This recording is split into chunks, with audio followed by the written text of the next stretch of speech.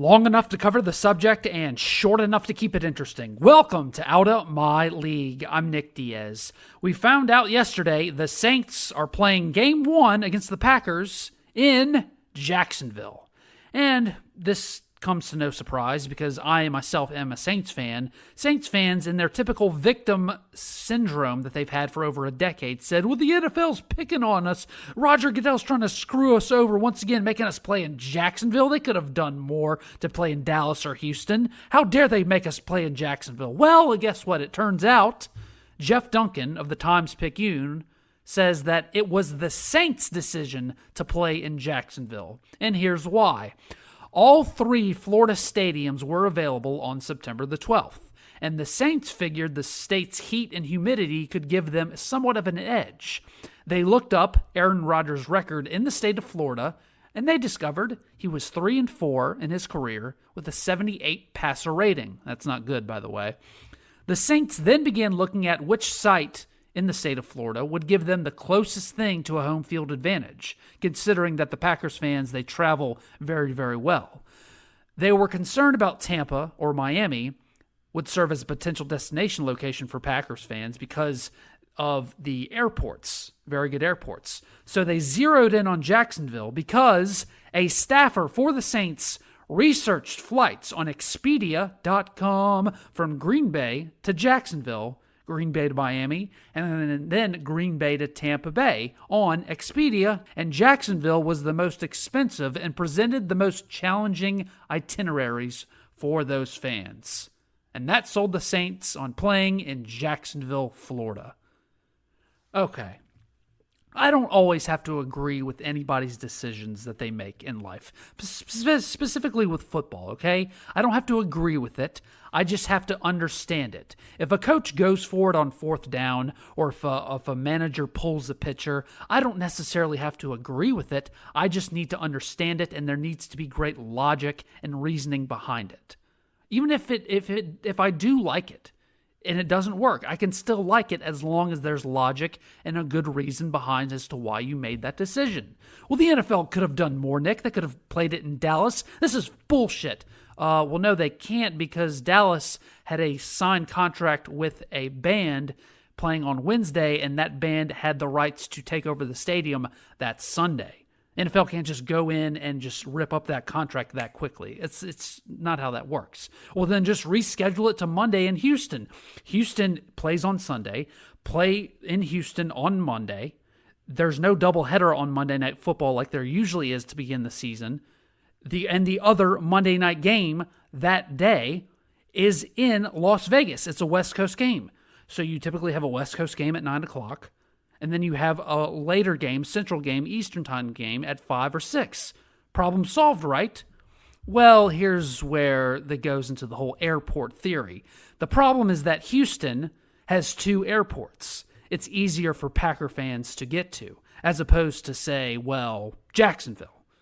As we now know, that's a big reason why the Saints chose the place they chose to do in Jacksonville. New Orleans fans showing up. Okay, it's closer to New Orleans, I get that. But guess what? The majority of Saints fans and season ticket holders, they don't have power.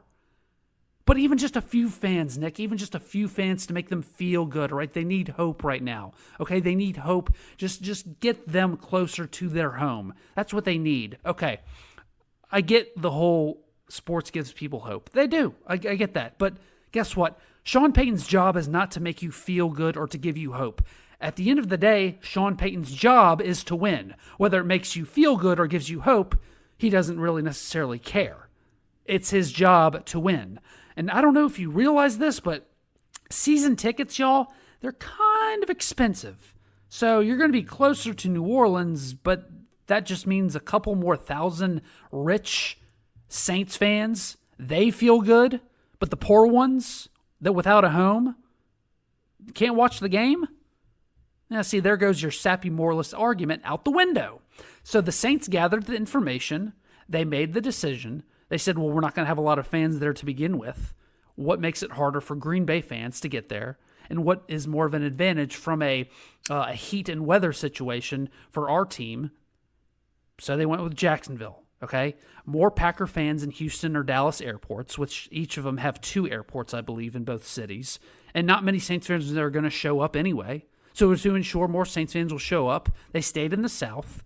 And there's an area in, all throughout Georgia, South Alabama, the panhandle of Florida. There's plenty of LSU alumni all around that region. There are plenty of Saints fans near Alabama, Florida territory. Okay? So I've seen many of LSU alumni saying, hey, I get to go to a Saints game. It's only 2 hours from where I live near Jacksonville. And plus, if you want to talk about the rich season ticket holders, they could probably afford a vacation to make that trip in Jacksonville. So be like, hey, look, it's Labor Day weekend.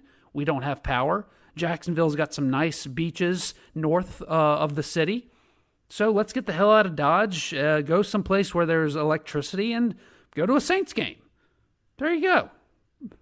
So, and the whole Aaron Rodgers, record in the state of Florida and his passer rating being 78 in the state of Florida, it's a cute statistic, but it lacks context and it doesn't mean anything. And if you want to have some context to that record and that passer rating in the state of Florida, most of those games are against really good Tampa Bay teams. So those 3 of those 4 losses were in Tampa Bay, because there's a lot of articles written about Aaron Rodgers' record in Tampa. It was last year, 2008, which was Aaron Rodgers' first year and not a very good Green Bay team.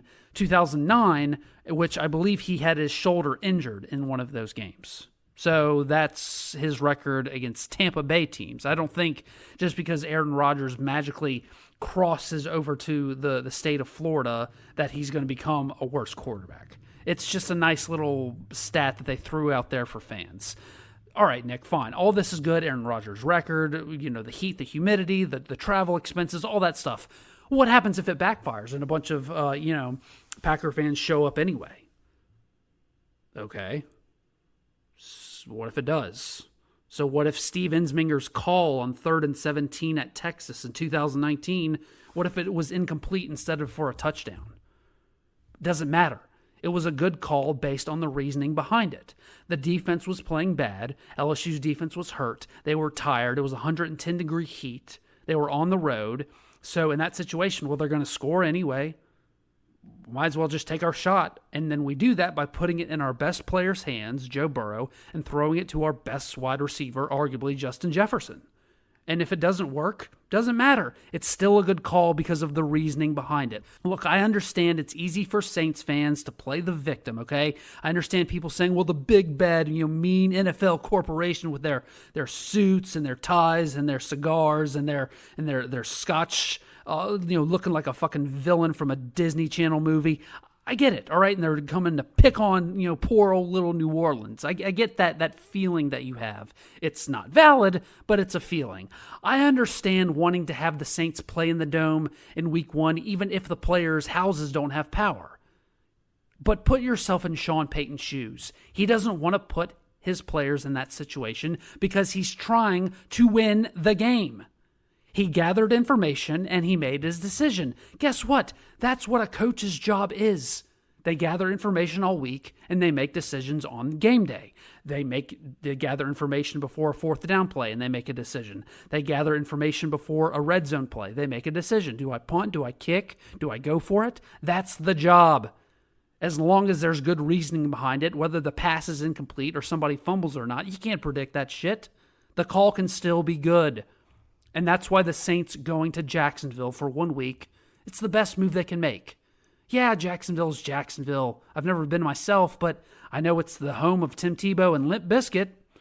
I mean, how bad could it be? Thanks for listening to Out of My League. If you like what you heard, be sure to like, share, and subscribe, or follow me on Twitter and Facebook in the description link below.